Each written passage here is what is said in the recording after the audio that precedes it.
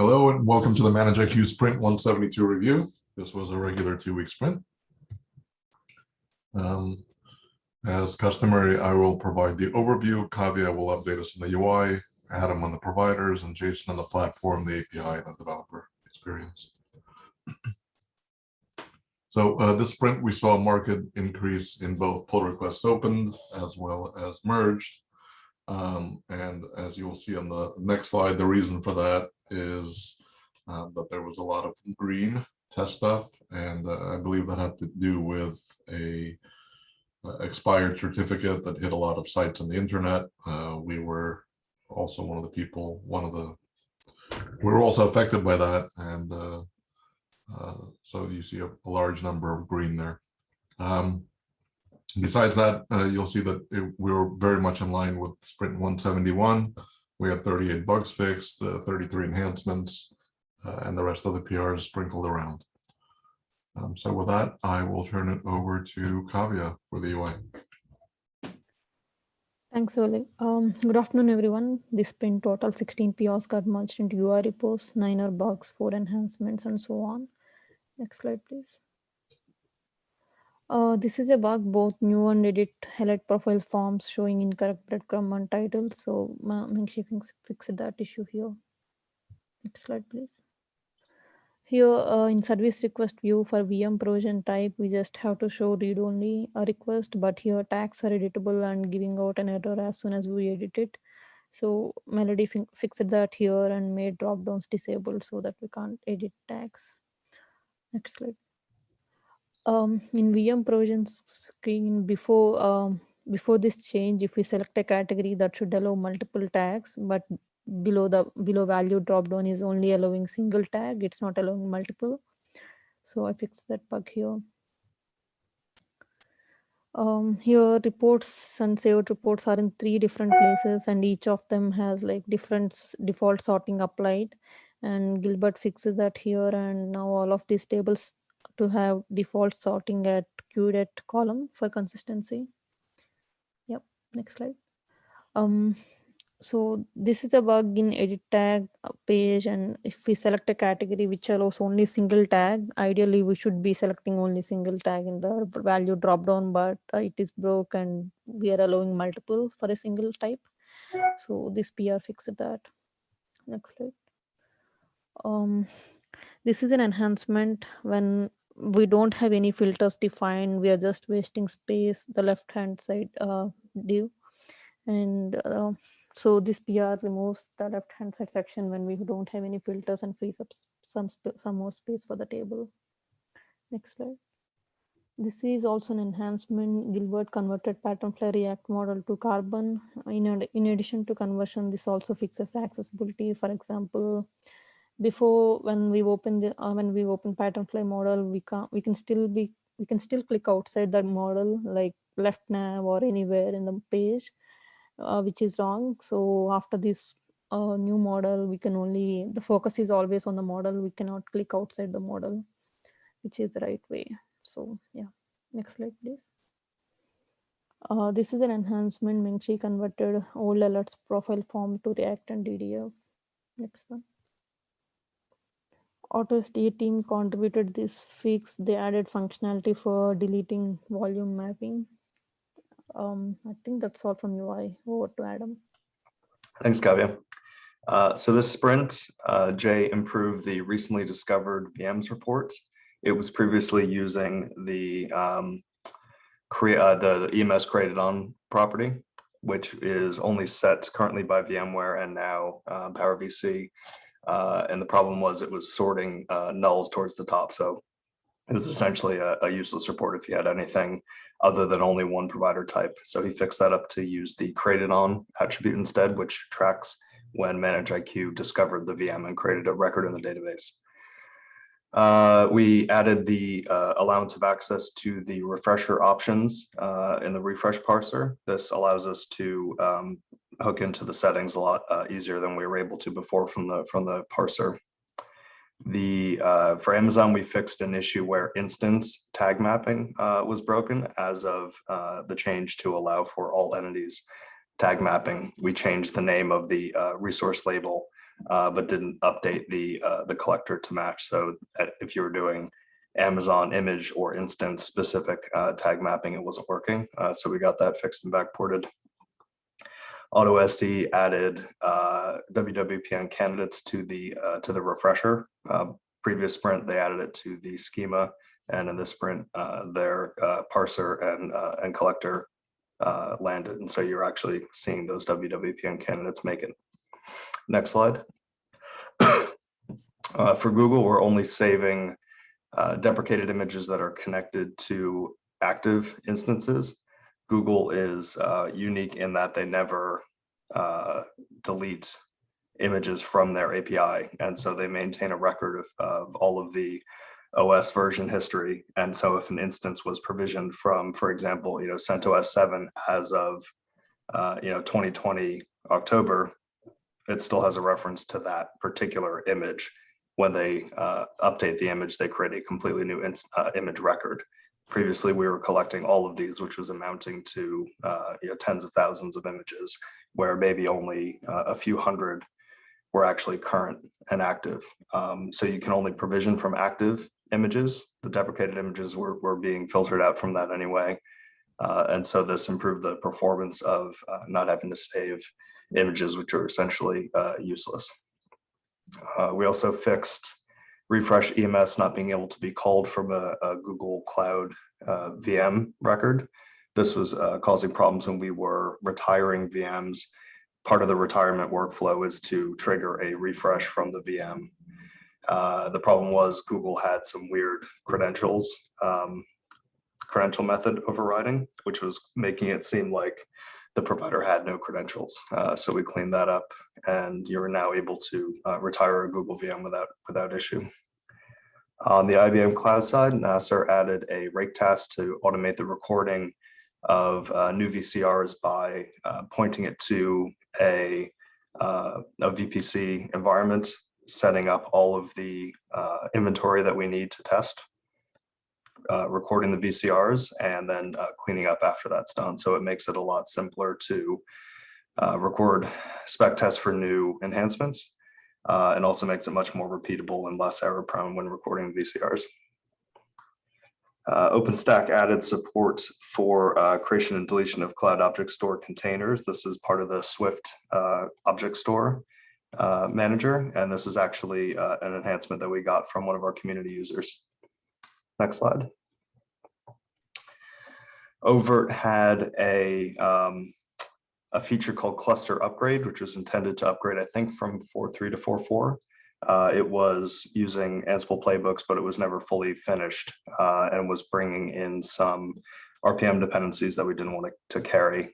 So we deleted this partially implemented feature so that we can improve the dependencies that we pull from RPMs. VMware, we added an enhancement to only parse and save if there are updated objects. VMware, when you do a wait for updates, there's a timeout, and if the timeout trips, it returns an empty set, and we were essentially trying to save an empty set, which wasn't hurting anything, but it also meant that we incurred the overhead of running save inventory on no updates. So we no longer do that. We also added a UUID to track parsing and saving across the two different threads that we have. When looking at log files, it was difficult to tell what save inventory correlated to which collection. And so now we'll be able to track those two. So we can say, okay, the save inventory came from this particular set of collected updates, and that makes it easier to identify issues between the collector and the saver. We also added support for the newly released vSphere 7.0 Update 3 to the RB VMO 2 gem.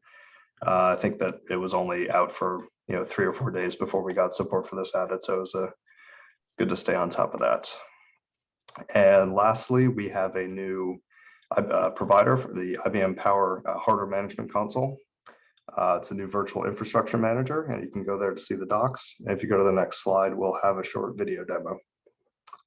So this is a hardware appliance that allows you to manage partitions of compute to provide to your power infrastructure. So if you go here, you can add new infrastructure provider,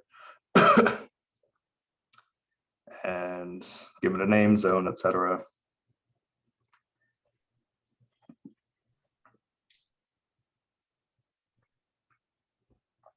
Currently, we pull VMs and hosts, I believe.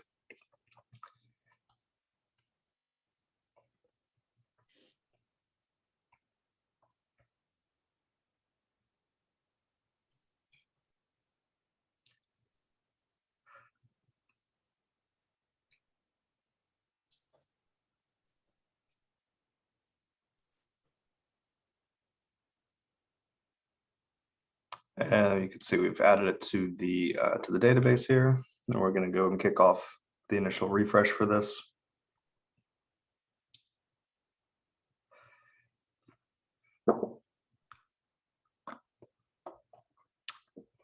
And that refresh completed. So you can see we pulled 7 hosts and 100 VMs. So we can go and take a look at the hosts and VMs that were discovered recently. And if we go and look at the hosts, you can see we pulled the IP address, the number of VMs on those hosts, etc.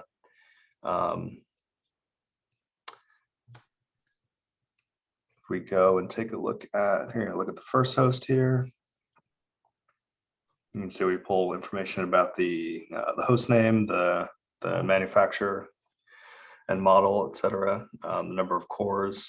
So pretty standard collection for the host model here.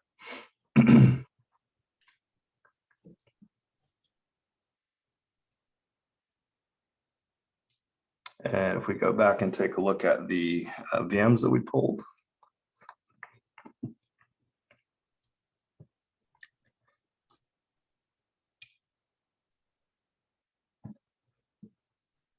So here we go. We've got some powered on, some powered off. We go and take a look at this one. We added the standard power on, power off operations and reset. So if you want to manage your power state of your Power VC VMs, you have that.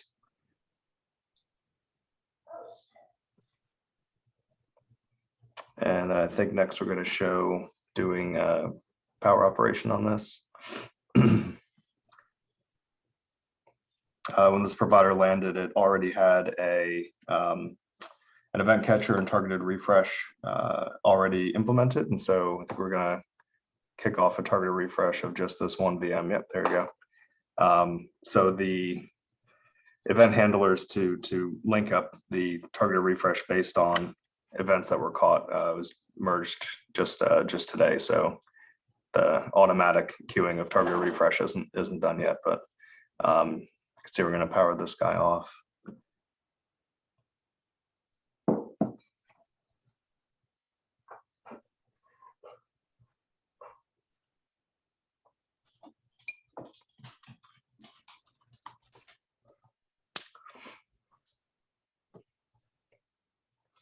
And we should see that reflected here shortly.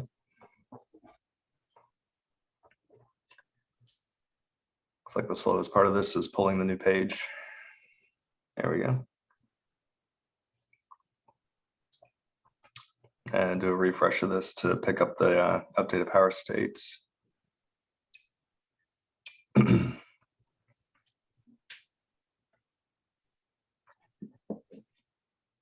And there we go. And it's off. And I think that's it for that. Yep. All right. So that's the new HMC provider. If you have a Power HMC, give it a shot and test it out. And that's it for providers. Over to Jason. Hold on there a second.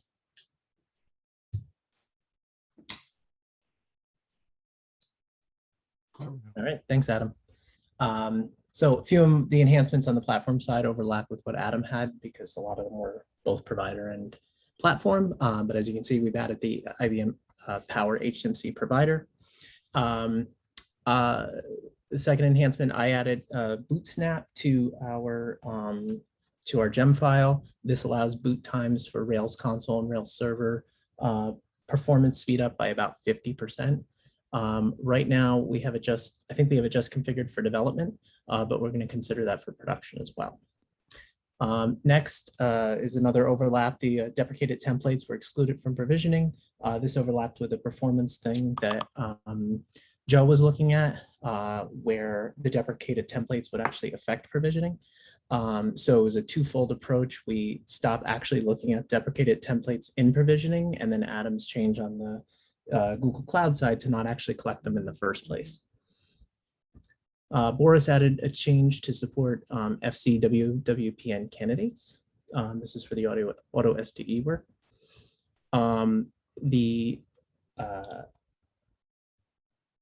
I forget who added it. I think Payan added enable remove cloud object store container, which was a community contribution. Adam bumped manage IQ loggers to 070 to bring in some of the changes that we have, especially around journal D. Nick added a change to prevent purging of binary blobs. This is based on an issue that was found where binary blobs that are created during automation aren't connected to a resource. So if the purger happens to come along and see that that's an orphaned binary blob, it'll delete it. However, the provisioning still needs it as it's going through its automation cycle. So he added a change to rely on the created at timestamp and only purge things older than a month. This is a configurable setting in case that's creating databases that are too big for people. And finally, as Adam said, we deleted the EMS cluster upgrade cluster, which was an incomplete overt feature that was affecting our RPMs on the build side. Next slide, please. On the bugs, as Adam said, Jay added or fixed the recently discovered VMs to actually sort by discovery date. Keenan made a bunch of changes to merge, copy, and link, which mostly affected our builds. Previously, we would our RPMs would write everything into the opt manage IQ directory, and then we would link everything using symlinks to the various places where they were located. This was an artifact of us using Git repositories, but when we move to RPMs can write things in the correct locations, and we can know if they've been modified or not using RPM commands. So we don't really need the link functionality anymore. So these PRs were made to remove that and only use the copy functionality. And I fixed two issues on the HTTPD config map generator that were found by some of our community users. I added auth select compat, which restored the auth config binary, which was being used by some of the scripts. RHEL 8 no longer has auth config pre-installed, but they do offer this auth select compat RPM to bring it back. And finally, I fixed the execution of the generator in a Docker container. There was just straight problems where it didn't work at all, and that PR fixes it up. Next slide, please. On the API side, an API was added for volume mapping deletion by Ilya. This adds two new actions: post on a volume mapping with an action of delete, and you give it a list of resources, or you can post to a specific volume mapping ID with the action of delete in order to delete them. And I believe this is being leveraged by the UI. Next slide, please. And finally, on the developer side, we had three enhancements. One, Keenan added a change to introduce Stub Supports. This is a way to aid in testing the supports feature mixin that we have, and allows the author of the spec to easily stub out whether or not something is supported. Brandon made many PRs to switch us to Ubuntu Bionic. This was due to the Let's Encrypt certificate expiring, and the default Xennial image that was in Travis has the old certificate, and the easiest fix was just to upgrade everything to Bionic. And finally, Nick added to manageiq.org a theme switcher. So previously, if you had dark mode set up as a system, the website would be in dark mode, and if you had light mode set up, the website would be in light. The theme switcher allows you to switch, and it'll remember your setting. So if you don't like dark mode, but on our particular site, you can switch. And that's it. Cool. Thank you so much. And this brings Sprint 172 to a close. Next Sprint review will be in 2 weeks. Same place, same time. With that, I want to thank everyone, the contributors, the community. We've had numerous contributions from the community in this particular sprint, so I thank you all. And finally, to the speakers, presenters here. Thank you for creating the videos and explaining everything that happened during the sprint. See you next time. Thanks a lot.